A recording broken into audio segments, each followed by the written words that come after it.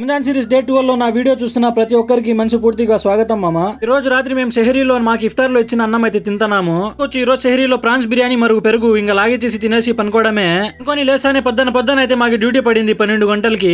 ముసిలి phone చేసి కొన్ని వస్తువులు అయితే తీసుకురామనింది. నేనైతే ఫరాజమే దగ్గరకు వచ్చేసాను. మియా చెప్పి స్వీట్ షాప్ లో ఏం చేస్తున్నావు అని డౌట్ రావచ్చు. నేనైతే ఈ సమ్మున్లు తీసుకోవడానికి అయితే వచ్చినాను ఈ షాప్ లో. మియాలో అయితే ఈ సమ్మున్లు 100 ఫిల్స్ లోపల అయితే వస్తాయి.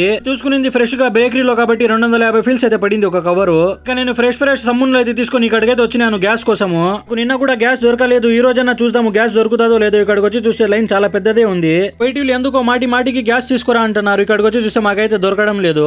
నేను నా రూమ్మేట్ కలిసి ఖాళీ సిలిండర్ తీసుకుని లైన్ లో అయితే నిలబడిపోయినాము. సరిగా మేము పోయే లోపలికి అయితే ఇక్కడ అవుట్ ఆఫ్ స్టాక్ అయిపోయింది. మళ్ళా సిలిండర్లు అయితే నాకు దొరకలేదు. రోజు నేను ఎలాగైనా గ్యాస్ తీసుకోవాలని ఆడిదాకా వస్తే ఇక్కడ కూడా నాకైతే గ్యాస్ దొరకలేదు.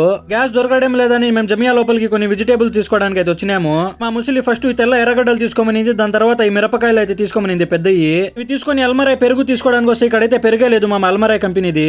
మా ముసలికి ఫోన్ చేసి అయితే చెప్పిన అల్మరాయ్ లేదంటే కేడీడీ తీసుకురామనింది. నేనైతే అన్ని తీసుకుని ఇంటికి అయితే రిటర్న్ బయలుదేరినాను ఫిర్దోస్ కి. మియా నుంచి ఇంటికి అయితే వెళ్ళిపోయినాము సేఫ్ గా. ఇప్పుడైతే ఇఫ్తార్ టైం అయితే అయిపోయింది కోయిట్ లో. రోజు ఇఫ్తార్ లో ఏం స్పెషల్ వచ్చిందో నేనైతే చెప్పను. మీరే వీడియో చూసి చెప్పండి ఈ రోజు ఇఫ్తార్ లో ఏం స్పెషల్ ఇచ్చారు నాకు. కామెంట్ చూస్తే నాకు కూడా తెలుస్తుంది నా వీడియో ఎంతమంది చూస్తున్నారు, ఎవరెవరు చూస్తున్నారు అని.